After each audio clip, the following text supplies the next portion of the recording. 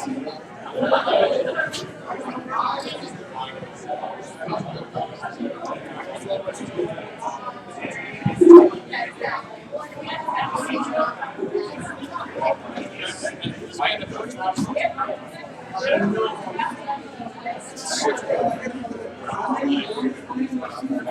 everybody.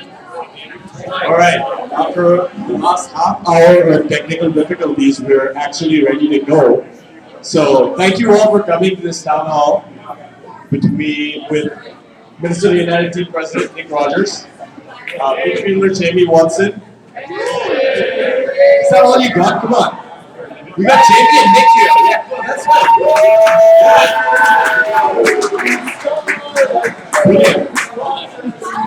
And there's some folks joining us online. Hopefully we've got at least, the one viewer who watches our stuff, Kyle. Thank you. We appreciate it. Yeah, so we're going to take some online questions. Minnesota might be monitoring their Twitter too. I'm assuming that, but I'll put that on there. So if you have any questions, shoot that at us. We'll give them to these guys. I think we're ready to go. I think we've had enough waiting around here. Nick, Jamie, do you guys want to say anything to start us off? Happy to be here. I think I might be the one guy that watches 2 United fans, so if the viewership is down, I apologize that I was here tonight. Just like Nick, I'm happy to be here, and replacing Nick on the viewer count will probably be my mom tonight, so Mama watches, probably watching. So thanks for coming tonight, guys. We appreciate it. So I think one of the big questions that I had since I visited the National Sports Center on this past Saturday was, there's a new stand. It's big. Yeah, so if you guys have been coming to the game so far this year, which I know you have, you've seen that we've had a lot of people, which has been a great thing. We want to make sure that as we continue to grow, we continue to bring in more people, we got a place for them to sit. So with Sean Sitnick, our ticket sales director, we investigated options for adding seating, and we found a company that wanted to help us out. And we added about 500 seats behind the east stands, right in midfield. And so they're elevated behind the existing bleachers on that side. They look really great. I see you also hurt Sean's hand, having him carefully build the new stand by hand. That was not as a result of building. Sean's injury is a result of his crippling basketball addiction. So he's in the 12-step program to try to manage the basketball addiction, but it's a tough thing to break. All right, I have one more question before we pass it out to everybody else. That's another piece of news that came out over the offseason. And it involves beer. We're somewhere that's serving beer, but Minnesota United partnered with Summit. What can the fans expect from that coming to the stadium this fall? Well, I think in a lot of ways it'll be more of what you've already seen, which is yours truly delivering a case of beer at least to the tailgate, which is nice, right? You guys like beer? Yeah, beer! We're really excited about partnering with Summit Brewing Company. It's a great Minnesota company, and filling out the beer category for us. We've now got Budweiser and Heineken and Summit as our beer sponsors, and it's a nice, I think, sign of the growth that we've had on the corporate sales side. That stuff's important for us, and Summit was interested for a long time, and seeing the growth that we experienced, they came back to us. I met with them for the first time over 2 years ago. And they said, look, the things we were worried about, we were clearly wrong. You guys have continued to fill the stadium, and we're excited to be a part of it. So they're excited to be on board. I like the Summit beer, so it all works. They have a great tap room in St. Paul. I gotta say, as a St. Paul resident, I like it. But hey, folks out there viewing, at TWO United Fans is our Twitter account. Send us some questions. I'm going to now give the mic over to Kyle, who's going to kind of moderate some questions from over here. But if I see something on Twitter that you want to ask us, I'll bring it over and ask that question too. So, all right, thanks, Notch. Okay, who's got a question for one of these guys? Jamie hasn't gotten one yet. Now that we gave him all the softies, the hard questions can start. I have a question for Jamie. Prior to last night, can you just, what was your experience with improv comedy? Oh boy. So I don't know. Some of you may know. Some of you may not know. Last night I got a chance to do some improv at the huge theater. We did Show X.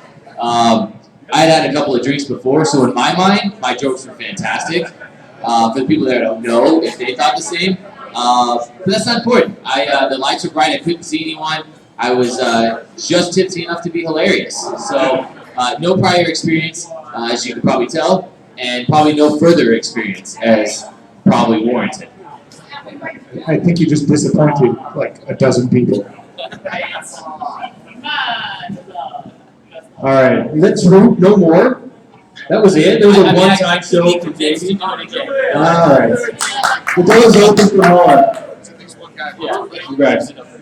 What do we have for these guys? They are begging to tell you all their secrets. You just have to ask. How many stories will you retell on camera?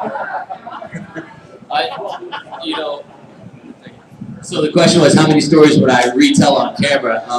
Rumor is there might be a video of that, and I'll admit there were some good stories in there. So I may need to charge for some copies of that. It was pretty good. There's some stories that I definitely would not admit without a couple of beers on camera. So you can thank Crispin for that. And I had a summit last night too. So. All right, anything in the crowd? You got anything on Twitter yet, Notch? Oh yeah. All right, internet people, wake up. All right, I'll send it to you guys. I love it. All right. Jamie, I'll ask you, how is the recovery going? I know we were all crushed to see you with that injury, but I'd love to hear an update on that and when we can get you back on the pitch. Yeah, so as far as tearing the ACL, that was obviously probably the lowest moment I've had in my career. I mean, that sucks. There's no real way around it. And, the one thing that I kind of really took as a huge level of importance, the one thing I could control in the situation was how I mentally carried myself through it. So I allowed myself about an hour to be pretty bummed about it. And then I was kind of like, all right, what's done is done. I mean, on the sideline, they do this test and they say this is about 99% accurate. We'll know right now if you tore your ACL or not. And when the doctor looks at you and does the test, and he looks up and goes, you're like, oh shit, that sucks. But I've been going to Twin Cities Orthopedics now. I got the surgery 5 days after it happened. So literally the timeline was about 8:30 at night it happened on Saturday. 11:30 I was in the Twin Cities getting an MRI. I knew by 12:30 that it was torn. And then by 12:30 on Thursday afternoon, actually Nick, Dr. McGuire, and our trainers Yoshi and David, and my PT Mike, they were all there for the surgery, which, I mean, I was super drugged up, and I'm glad I didn't say anything stupid to get myself fired with these guys. They were there right when I wake up, completely drugged up. I hope they didn't ask me anything. They were drunk? Yeah. I saw Nick siphoning some of my steroids, some of my morphine there. I was like, no, it was, the coolest thing about it, even Dr. McGuire was there for the MRI the next day. And I looked at him, I'm like, dude, you have so many more important things to do right now than be here. And he was like, no, you are just as important to me as anything else I've got going on. And I was like, that was really, really cool. And having Nick there, was awesome too, the Thursday for the surgery. I've been doing rehabs. Thursday will be the 7-week mark post-op. You can start running again about the 12-week mark. So I've been doing everything with the Twin Cities Orthopedics that you could imagine to get better. We don't have a definitive return date. I have an idea in my head of the timeline that I would like to do it. But I think that keeping those to myself help me internalize that and motivate it, because I want to be able to surprise people. I want to be able to get to a point where I can come back to the level I was playing at and better. And hopefully along the way, some people will go, how the hell did you do that so quick? So that's my goal, and I hope it works, barring any setbacks. So can we all knock on some wood for my right knee, please? So I'm going to go right back to you with one of the Twitter questions from Neil Logan, which I'm sure some of you know Neil. He's on Twitter, and he asked Jamie, do you have any experience on ice skates, or is that your off-season in warmer climates? So the quick backstory with that was in 2012 when I came on loan with the Stars, my wife and I just snuck off. I can't even remember where it was, because at the time I didn't know the difference between Cottage Grove, Invergrove Heights, Woodbury, you know what I mean? So we snuck off to some rink, and we're skating around, me and my wife, trying to enjoy all the stuff we never get to do in Florida. And all of a sudden, Neil, just out of nowhere, starts, you dive like Jake, and I'm just like, oh, of all places, right here, like middle of nowhere, some skating rink, and so he literally became our personal photographer for the day, and it was a good time, but it was really cool. That's when I kind of knew that the wheels were starting to turn, that it was getting bigger and bigger as far as getting recognized out and about, because I'd only been on the team for a week or two at the time, and then coming back here now, it's really cool to be walking around Target and you see somebody wearing a Minnesota United shirt. You see somebody that comes up and says, like Neil, that comes up and says, oh, hey, you're the guy that we hated for so long, but now we really like. And I think that's me. I hope that's me. So, it's really cool. And stories like that are part of the reason why I'm falling in love with the city more and more each day, because you guys make it what it is for us. And that's why, we all love it here so much. So, in all seriousness, man, it's really, really cool to have that happen. All right, I'm going to go back to the crowd here and ask you as a question. Mike? How's your experience working with K-Fan so far Thursday mornings? So K-Fan Thursday mornings, probably the funniest 2 hours I spend in my week. It's between that and then the 2 hours before practice I spend with Pitch and JD, because those guys are just as hilarious, man. But, it's really cool because K-Fan, at first it started out me coming in every once in a while and getting a chance to talk with the guys in the power chip. And, they've got something like 100,000 listeners on average. This is a huge station. And these guys, we've converted them from being the guys that made jokes about soccer. So when I come in, they want to talk to me about what happened the week of, the week that was in soccer. And it's really cool. I think that's where we're starting to get. We're getting to the point now where the biggest station, the biggest time slot, the biggest show wants us in there for 2 hours. And look, I've got the face for radio, as you can tell, but, these guys, we've converted them slowly but surely, and I think that's what we're doing with a lot of people now, and that's that goes to a lot of pieces of the puzzle. It's being in there, being entertaining, but it's also, they don't know about Minnesota United if, the marketing side doesn't do it, if Eric Turkey doesn't do his job, if Andrew Yacht doesn't do it, if Nick doesn't do it, if the ticket sales, Sean Sidnick, if he doesn't do his work. So it's kind of cool that it's all coming together. And then I'll go in there. I'll be the one to take some slack from meat sauce and, hockey every once in a while. It's not too bad of a gig, All right, who else got one? Right over here. Rich, what's the question? So, you talk about the post environments, what's happening in practice, and how you guys are responding to the loss. One of our best players ever. All right, so we have a question just about Ibarra and how the environment has been since what that's happened. Jamie, you're taking it?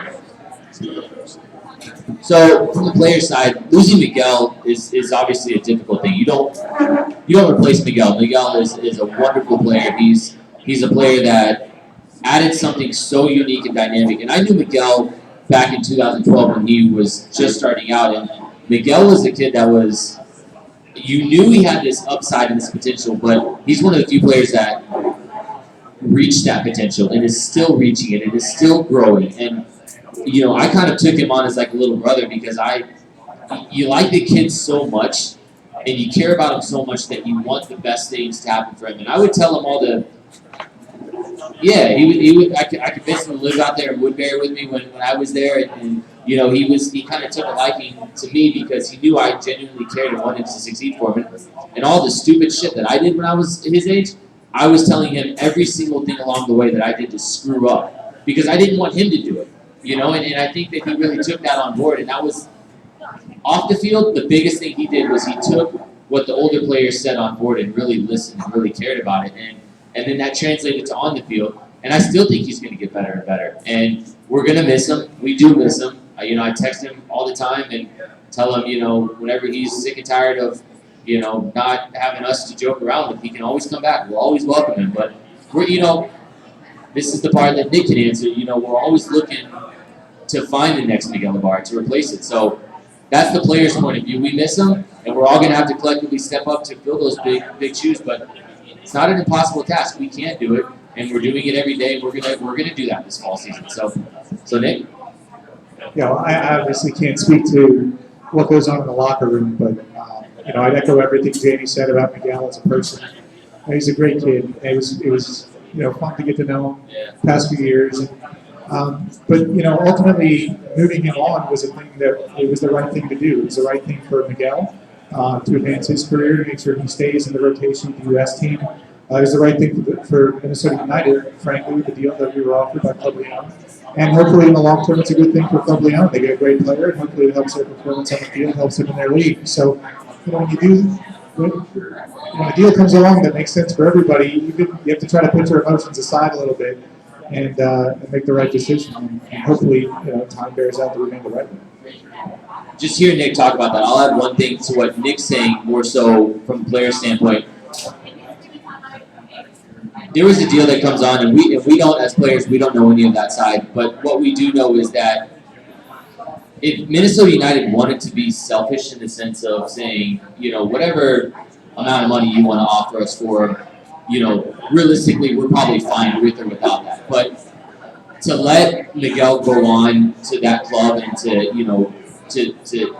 have that opportunity in his career says a lot about the club not holding him back in that sense, because we don't want to lose him. No one will be shy about saying that. But the fact that as a player, the club had a player's best interest in mind, that's really, really reassuring as a player. And you don't take that for granted, because not every club would have done that. So we all had a lot of respect for the club doing it. We all understood it, and nobody blames him, for that move. And we're all excited for him. We want the most success in the world for him. So we were happy as players that the club fostered that and allowed that, And I'll just continue. I'll add, I've heard our commissioner, Bill Peterson, from time to time talk about, the NASL wanting to be part of the global economy of football, right? And, I felt that, this deal we did with Club Leon for Miguel, this is starting to walk the walk and not just talk the talk, right? I mean, we're out there actually participating in that global economy of football. And I think it's an important sign to, like, as Jamie was saying, I mean, players, and Jamie's no exception, I mean, they have ambitions. They want to go on. All professional athletes want to compete at the highest level possible. And, we didn't want to hold Miguel back. But Jamie probably doesn't know this. Manny and I started a conversation with Miguel about this exact situation more than 2 years ago. And just letting him know, look, we believe in you. We want great things for you. But we want you to understand that we're investing in you as a club. And we can't let our valuable players, our best players, walk away for nothing. And so, it might not be the first deal that comes along. We're not going to, just take scraps for somebody that we value, we put a very high value on. And I think starting those conversations early was a very positive thing in the long run for us. And I think it's a sign to future players out there. It's like, if you sign on with Minnesota United and you do well, and you do well enough that there are opportunities beyond us, we're not going to hold you back. Again, it has to make sense for everybody involved, and I think in this case it did. Awesome. I think we have something from Twitter. We do. We have something from a guy named Marty.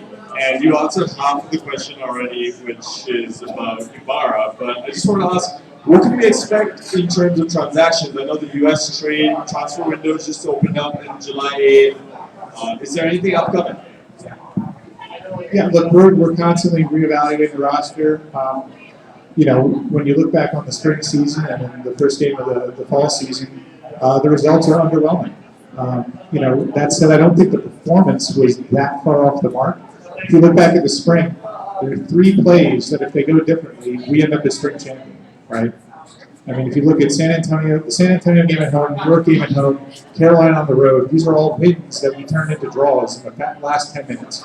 And if we win all 3 of those, we win the spring. So, from my perspective, clearly the results aren't there. We're not getting that part of it done yet. But the play hasn't been bad. We're certainly out there looking, and with the departure of Miguel and Johnny leaving, we have some there's a space to fill in the roster. But I'm not going to put my hand as far as names or anything like that. We're certainly looking at players right now. All right, anything else from the crowd? We got one. So, kind of following on that, what are the things you're really excited about seeing come together to help increase our performance during the fall season? So the question was, what are we excited about seeing come together in the fall season that will hopefully improve the performance? So I'm going to defer to Jamie Watson, who knows a lot more about soccer than I do. There's a lot of things that kind of go on behind the scenes, week to week, like the Sunday to Friday aspect. you guys get to see the Saturday aspect, and partly you get some training updates, and there's buzz about it throughout the week from the club, statements released, transactions, whatever it may be. But I get to see the Sunday through Friday part as well as that, and what I've seen so far has been this break that we had. There was two parts to it that I think nobody really knew about that were equally as important. The first part was, for about 4 or 5 days, the players got a chance to get away. And that was crucial time off to just rest your body, recharge the battery mentally, and to get ready to come back in for that second part, which was you're going to work your ass off this part of the break that we had. It was a 3-week break, game-wise, 3-week to a month break game-wise, but it was only actually about a 4 or 5 day break in reality for us.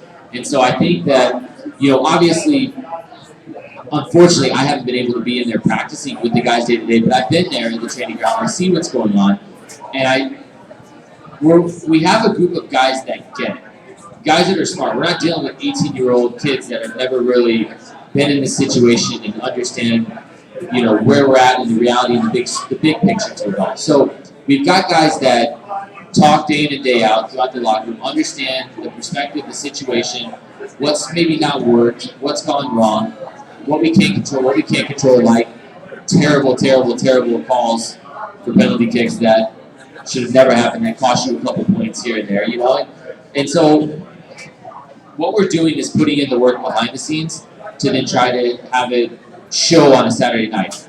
Obviously, it didn't show this last Saturday night, but there's no need to panic in that. This is the sense when the players, we need to rally around each other, and we need you guys just as much, because we need you guys on the weekend making the NSC the worst place to play for opposing fans. I remember coming to play and hating playing at the NSC. And what we have now is 1,000 times better than what it was when I was playing in Austin. So I hated it then. I wouldn't want to play here now if I was an opposing team. So that's the part that you guys can control. We're trying to control what we can control. Front office controls what they can control. You guys control what you control. And we need you guys more than ever. We don't need anything being blown out of proportion over one loss. There's one loss. There's going to be that. There's a reason teams don't go undefeated. But now we have to respond, and we know that. We've got guys that get it, that understand that that's what's important next. So I think you'll see that on Saturday, and I think you guys will be pleased with the response, because I've already seen what's gone on so far. And we still have tomorrow, we have Thursday, we have Friday, and then we have Saturday to prove it to you guys. So stick with us, because we're getting there, and it's gonna get better. Oh, you only have one hand? Oh. This guy, unbelievable, huh? Squeaky wheel gets the grease, right? These answers will get a lot better after. He's putting it all on my tab. So. No, so we are appreciative again. Saturday night, I think you guys will be pleased with what you see, and hopefully we can give you the response that we're working to build this week. All right, we got a question up front. I can read you here. I'm just going to give this to you. So my question revolves around launching into the MLS in the upcoming years. Twofold question. So what type of pressure does that put on the players to try to perform to keep a place on the team once they're playing in the MLS? And then for the front house as well, and just looking at the club level, what type of ambitions do we have looking at bringing in players, knowing that we'll have access to designated players and a whole new level of players just being aware of the MLS opportunity as opposed to NASL in the U.S.? All right, Jamie's got it first. So I'll take it first, because Nick's, I think, is going to be more insightful and interesting. I understand as a player, because I've been now through this with a couple of different teams, that I can only control what I do tomorrow in training. And for me, obviously, it's getting to rehab. But let's say, hypothetically, I'm playing. I need to have a good session tomorrow. I need to have another good one, so I have a good collective week. Now I need to put a couple of weeks together where I'm playing good over the next month. That includes the games. I can't worry about MLS years off if I'm not doing what it is there. It's like a staircase, right? Getting on that MLS roster, it's at the top of the stairs. But I'm not going to get there in just one step. I've got to do a step each day until that point comes, and whatever it is. And obviously some days you're going to go backwards, but can you take gradual steps up that ladder to get to that point? And it's on you to do it. So as a player, if you can focus on that, that makes that picture more attainable. If you can't, well, it's probably not going to be attainable, is it? So that's from the player side. Nick, you're going to have a lot more exciting things to answer, I'm sure. Well, I was glad to hear Jamie answer it that way because the hope is from where I'm sitting that this is far enough over the horizon that it's not a constant thought. I mean, we certainly want, and I think the MLS announcement makes us a more desirable club, hopefully to be a part of for players because hopefully guys coming in know that they're getting a look from coaches who are going to be a part of the MLS team if and when that eventually happens. And we get a stadium built, all the rest. But at this point, we don't even know what date we're starting. I mean, whether it's 2017 or 2018. Assuming that it's 2018, I mean, whether we're NASL or MLS, I have no idea what that roster looks like. That's so far away. These guys are fighting for spots on next year's roster. Forget 2017. Now, all that being said, we certainly had the benefit of watching other teams transition to Major League Soccer. And I think we want to do things a little bit differently. I think when Orlando made the transition, they moved one player from their USL roster to MLS.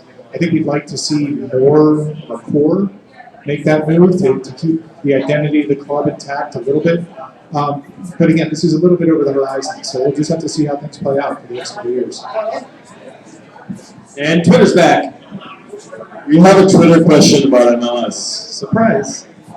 We have Marty's coming back, and he's asking, there's an elephant in the room with stadium news. What's the news with St. Paul and MLS shaping up to be? Are there any updates? I mean, I don't know if it's an elephant in the room. I mean, the way we've sort of conducted ourselves, we don't, we say what we need, we ask for the stuff we need. St. Paul's approached us. Obviously, we're buffed a little bit in Minneapolis, but we're still very interested in Minneapolis. But we're willing to sit down and have a conversation with anybody who wants, Major League Soccer to be in their community. I mean, it's a meaningful thing. So there's no news per se other than what's been in the paper. Mark Addo went on the radio, and this is the Deputy Commissioner of Major League Soccer, President of Major League Soccer, Mark Addo. He's going to come to market sometime in the next month or so. And I expect he's going to meet with some officials from St. Paul. He's going to probably tour the sites that are interested over there. I'm not making any news here. I mean, that's sort of what's out there in the public sphere, and that's what I know. Okay, we got another question here up front. Oh, no one's on. All right, we'll go front. Jamie, it seems like you have a really good perspective. I hope you play for many more years, but after that, are you interested in staying in soccer, whether broadcasting or coaching or anything like that? First of all, a quick glance, I thought Bob Bradley was back there. Sandy, hey, Eddie. It's not Bob Bradley, it's not by, but no, it's just good to see you, Eddie. No. I'm obviously I have ambition in the game, and I'm not going to be shy about it. I'll tell Nick this. I'll tell Nick.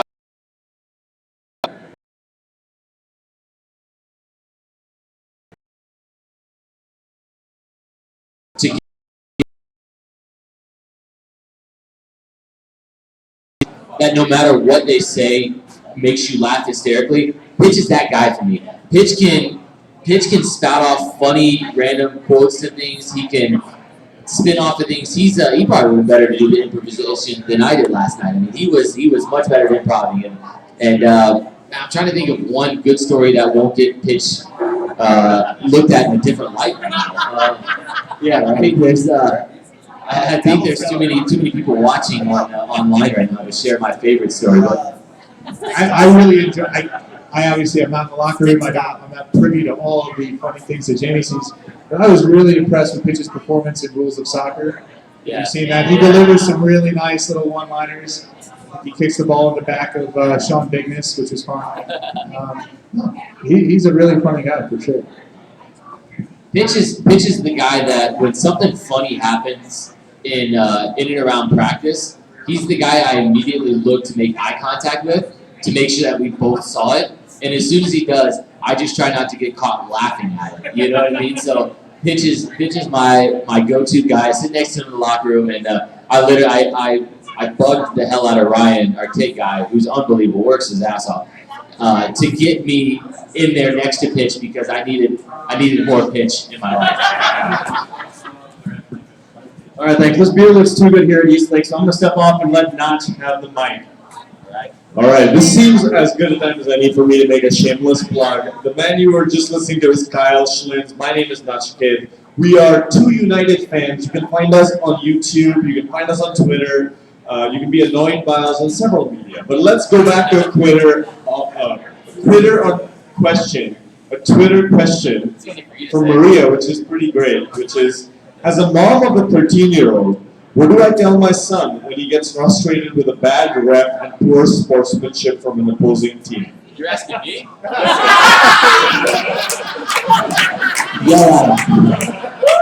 Say great. as mean as possible things you can. Tell him he's wrong and wait till he watches the video. No, this is one thing I'd like to think that, again, older Jamie would tell younger Jamie that maybe older Jamie needs to reiterate that to older Jamie every once in a while. That things are out of your control and just control what you can't control. None of you guys believe me saying that. I know that. So I have two responses. The first answer is get used to it. The second, more serious response is be civil, honestly. I mean, one of the dynamics that I've noticed in this country over the past couple of years is that the quality of soccer is improving faster than the quality of officiating. And that situation is not improved by abusing referees, right? By disincentivizing people to take this thankless job. I mean, being a referee is hard. It's a really, really hard job. If you do like the best job that you can do, if you are 100% perfect on a given day, no one says anything to you. You are ignored. Your performance is invisible, and that's what it's supposed to be. But you make a mistake, and you hear about it nonstop for weeks, and it's a tough situation. You know, we need more referees in this country. We need better referees. We need to incentivize people to be a part of the game in a lot of different ways. So I guess my advice would be, you know you're not alone, and try to be civil, and try not to disincentivize intelligent people from being referees at whatever level of the game you're talking about. I think that was actually probably realistically the best answer I've ever heard about it, because in all seriousness, there are several people that are very good at what they do, and I think that the one or two bad instances kind of put this cloud over the whole situation, and you focus in on that, because like Nick said, if you do a great job, nothing is said to you, except, hey, good job, man, at the end of the game, and I know several good referees that we have had, and I think there have been times that we've had some good refereeing. Obviously, there have been times we haven't, but if you focus in on that, you're focusing in on completely the wrong thing. And if that's what your focus is and your worry is, then you got bigger issues to worry about than that. And I think that's something that, take that out of the picture, take that out of the equation, control what you can control. And that's anything I would tell my own son, or I would tell any kid. Control what you can control and do that as well as you can, because they're trying to do the same exact thing. I don't have anything to add to that. Thanks for that question, Maria. That was fantastic. Keep your Twitter questions coming. I'm going to turn to the room now. Who else has a question here? I haven't seen anything from over here yet. Anybody? Oh, I thought you were pointing. Come over here. Ask the question. Nick, are we going to get an NWSL team? The question is, are we going to get an NWSL team? Eric, did my quote get printed today? So yeah, we've got a lot on our plate right now in terms of growing the club and expanding the club. I think that's an area where we'll certainly do our due diligence once we get past the stadium hurdle. But it's certainly, you can't ignore the fact that I think the U.S.-Japan final peaked with like 30.9 million viewers.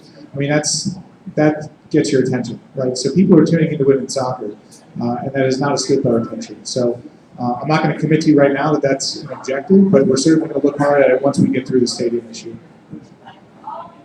Other questions? There's one back there. What was the hardest game you played and why? What was the hardest game you played in a while? I'm going to assume that's a Jamie. So I was 6.5. Keep going. Yeah, that's yeah. Nick was saying the staff game was really tough that they had last week, and that was a good one. Man, that's a good question. I'm in my 11th year now as a pro, and I start to look back at what was the most difficult game I played in, and I think each game has their own different set of adversities that come your way and different set of challenges that it includes. And I think that a few games stick out in your mind. I think that anytime you get to a final, that game's obviously going to be one of the most difficult, just because of the occasion, the situation. You've got the two teams that most likely deserve to be there in the final, and Is it with a cycle posse? Sorry, it's a little bit more. it's definitely more interesting. You're right. Okay, sorry, Jimmy. Sorry. I think one of the Here they come. Should I just move the camera over there?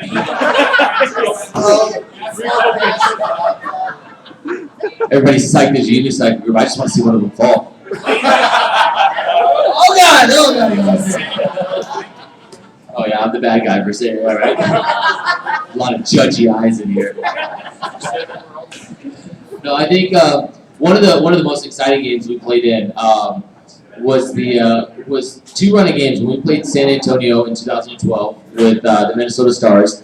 We went to Minnesota after tying 0-0, and we played against a very good Minnesota team. They're runaway winners of the league that year. Tough place to play, and there's a former San Antonio player that now plays for the team that had scored a goal in that game, and then ended up getting sent off. And we came back, we battled back, and got a 2-1 win. And I was just telling the story the other day. One of my also favorite memories from Minnesota was being in the locker room, arm in arm with the guys singing Wonderwall after the game at the top of our lungs. Those are the kind of moments that you really take with you and cherish when you go to battle with these guys and you grind out a difficult result, in these monumental games, like when we beat Tampa that final at home, and you can really look back and cherish those memories. I think that was one of the toughest spell of weeks, playing against Puerto Rico on the road, playing against San Antonio on the road, and then eventually losing in a shootout to Tampa was tough. But I think the hardest game that we played in mentally and physically was the Fort Lauderdale game last year, because we had beaten them several times, and we knew that really didn't mean anything when it got to that playoff game.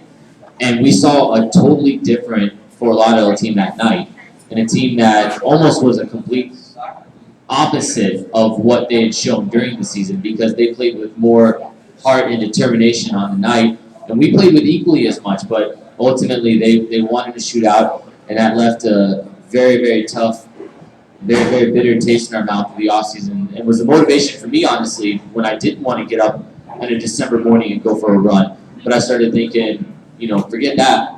I'm going to be fitter than those guys when it comes to the next time we have to play them in that situation. And so I would probably say that last year's final was one of the most difficult because of the outcome.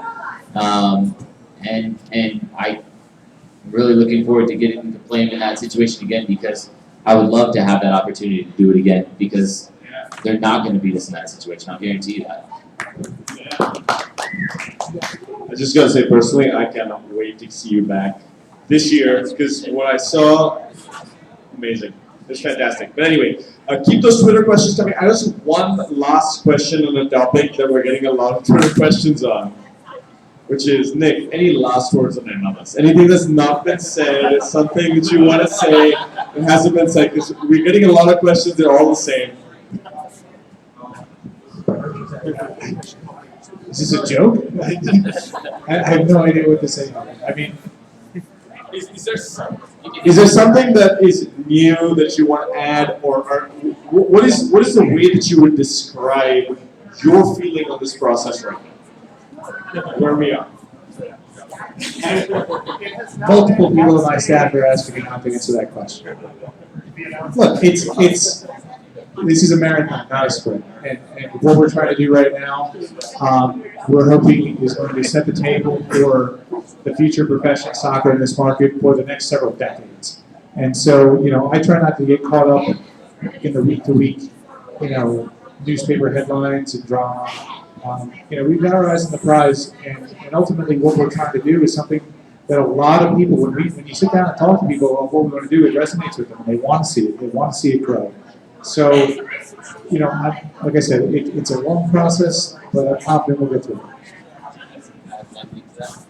So, one thing to that, I've been in around 2 different clubs as I started out. Salt Lake, I was there the first year. Orlando, I was a part of the entire process to the point I was speaking to the county council to try to convince them to approve this stadium vote that ended up ultimately was their one last hurdle to cross to get an MLS team. And we have the right people leading this charge, and there's so much going on that necessarily we don't know about, but having been in the situation before, I can guarantee you that what's going on and what needs to be going on is, and these guys are the right people to be leading that charge. We will know when we're supposed to know. There's a reason, these things go on and include these people. They're a lot smarter and more savvy when it comes to this situation, and they're in the position they are to lead that. And so I think that the biggest thing we can do is trust in that, because if we do that, that is our piece of the puzzle. This is one big picture that these guys can do all that they want and get all the convincing they need, but they can't do that without you. And you guys can't do that without them. We can't do that without them. We can't do that without you guys. So it all goes hand in hand. So if everybody plays their part to the best of their ability, I have confidence that this will get done. And I'm also feeling a bit used that Nick brought me in just so they'll get an MLS team. I feel dirty.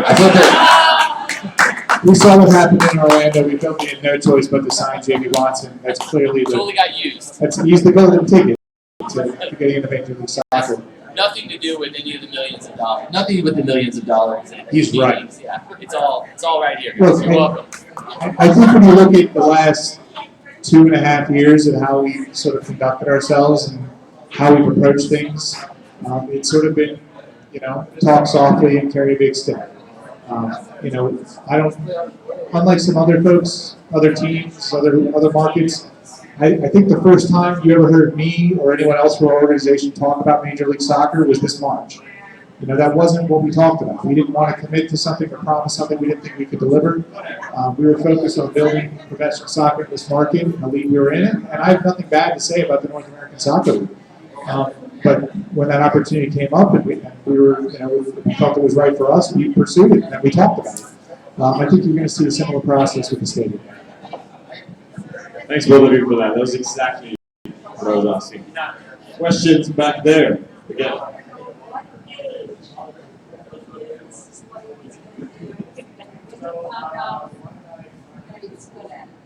So the question is, what age did Jamie Watson realize that this is what he wanted to do, and what age did he realize I'm good at this? Yeah. Well, I think it was the fall semester of 7th grade when I got cut from the basketball team on tryouts, and I realized I got cut from the basketball team. I don't know. Yeah, Coach Hill didn't know what he was talking about either. I agree. Yeah. Honestly, man, I was a late bloomer. I didn't really get good until I was like 14 or 15, man. So I was late on for it, and I would encourage any kid to just don't get discouraged if other kids are having success, because it comes around. I think I was going to be a pro.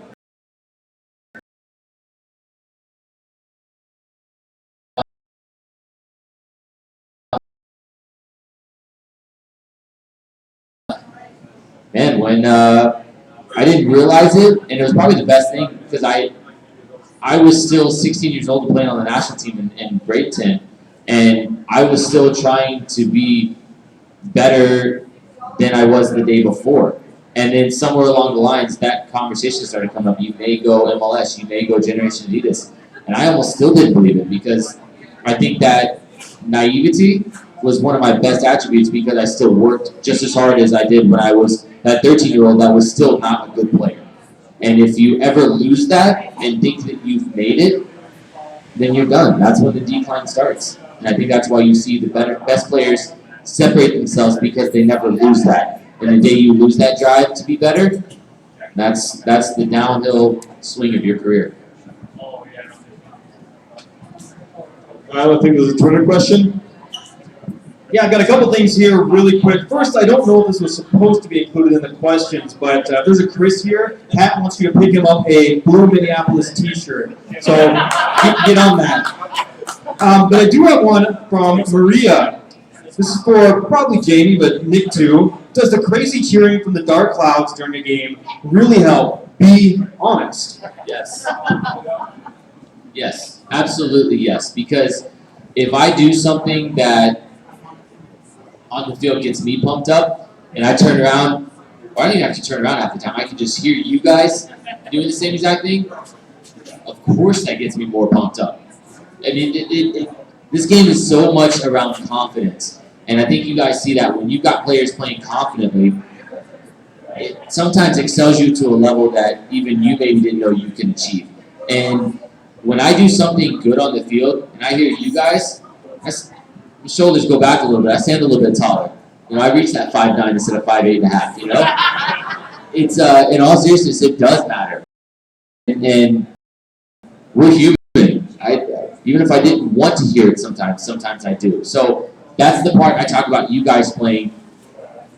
You guys have more of an impact than you may ever know, and we may, as players, ever fully be able to vocalize that to you guys and explain to you. So you guys do sometimes. Curious.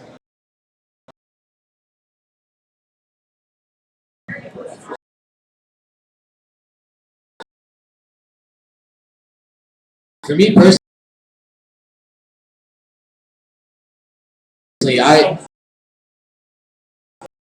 appreciate good trash talking. If you can say something I haven't heard yet, I might look at you and go, that was pretty good. That was all right. And if you look at me and you say something I've heard a million times, I'm going to say, that really? Not that do. So when you hear something bad, it's probably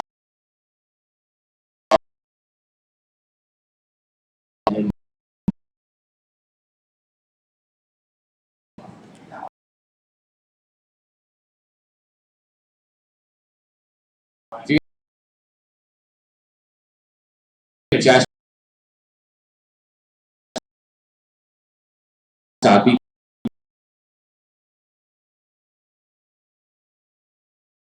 clever. I love your guys' originality. That's one of my favorite parts, is that you guys don't just say the same stupid cheers you hear every other stadium. You guys are some of the most original bastards I've ever heard. I love it. So we're coming up to the last few questions. Come on, Rich, over here.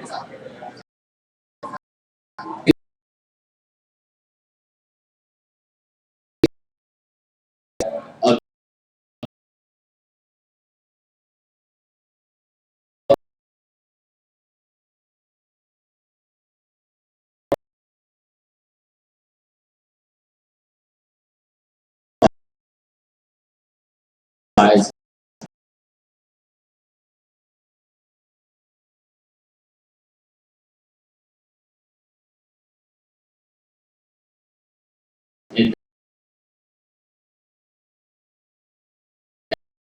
that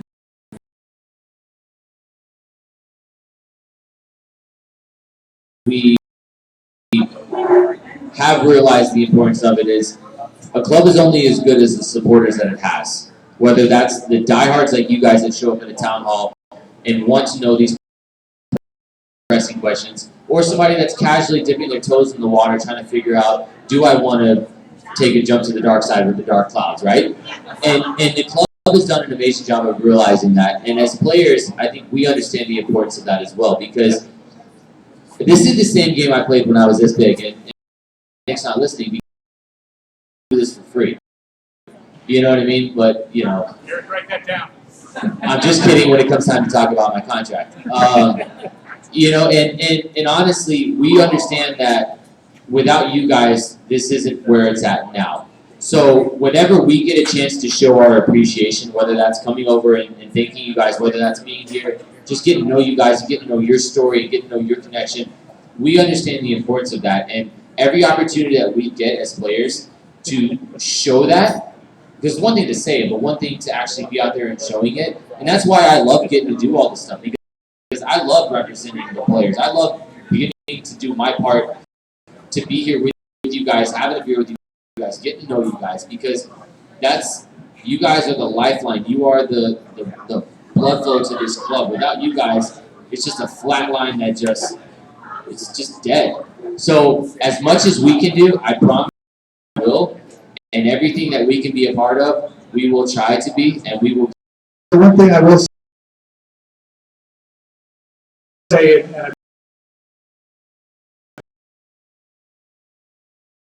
been around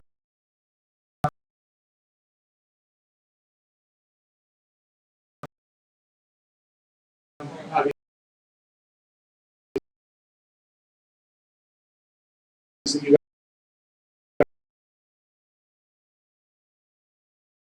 guys for the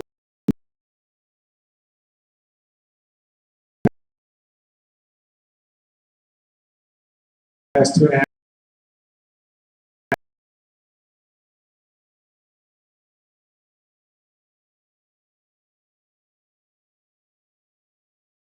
years.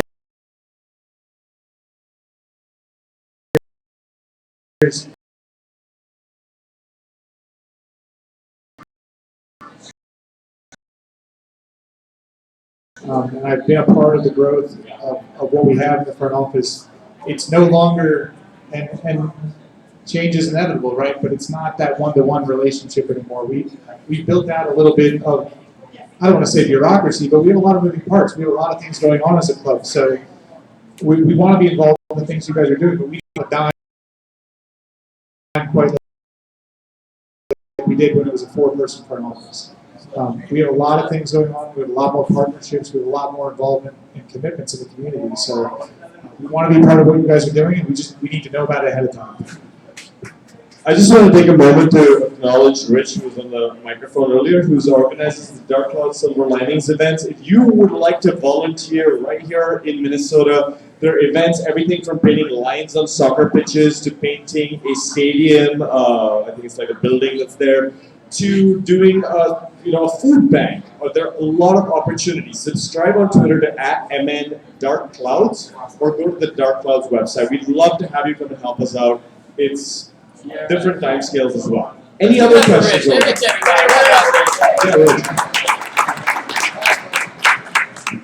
Jamie, what's your starting 11 if you're in the middle of it? All time. What's the player Bully's picking? All Well, wait, that's- who do you want in your starting 11 for all these? Players who've ever played or he's played with? Anybody you want? I want to know who you want to play. I'll give a realistic 11 of guys that I've played with. How about that? Well, over 11 years, there's like, what, 6 degrees of, what, Wes and Bruce, you guys were doing this? There's 6 degrees of, gee. That was one of the coolest things I've ever, I was like, oh my God, I'm like Kevin Bacon. No, I think, it's hard to do it. Okay, Nick Romano is the best goalie I ever played with. Yeah, he's really good. He might be better foot skills wise than me too. I think he played the field till he was like 12, and then was like, oh, let me just jump in goal and save everything. Yeah, he's like really cool. Nick is awesome. Is he taller? No, he's not. He's the one guy I could be like, listen here, Nick. No, just kidding. I was like, excuse me, Mr. Romano. It's great to be a part of the team with you. Let's see, best left back I ever played with. I'm a big fan of Luke Thornton. He plays for Orlando now. Him and I played left back, left mid together. I think he's really, really good. Best center back, I think Thiago's in that group. I think Thiago is probably one of the best center backs I've ever played with. Thiago, again, might be better than me, foot skills wise. I played with Eddie Pope. Quick funny story, Eddie Pope got mad at me one day for complaining about a foul that Brian Dunn said. committed on me. He definitely fouled me. And I complained. The ball was running across the field. I was looking at the ball, and he loaded her shoulder into me. I was on the ground. He stood over me and said, "I dare you to call a foul." B word. And I was like, "No, Mr. Bob, that was a good play. That was super clean." I think, and right back. Who's the best right back? I think I'm going to go on a limb and say Viva will turn out to be one of the best right backs that I play with. I think he is very, very good, and I think he's got an unbelievable future ahead of him. Left mid, I'll go with Miguel. Miguel's probably my best left mid I ever played with. Center mid, I got a chance to play with Kyle Beckerman. He was really good. Super cool dude. He was the guy you wanted to chill with. He could take fly fishing, and yeah, he was cool, man. It's not good. Yeah, no. He was just like a chill dude. See, other center mid that I played with, Javier Morales. He was really good.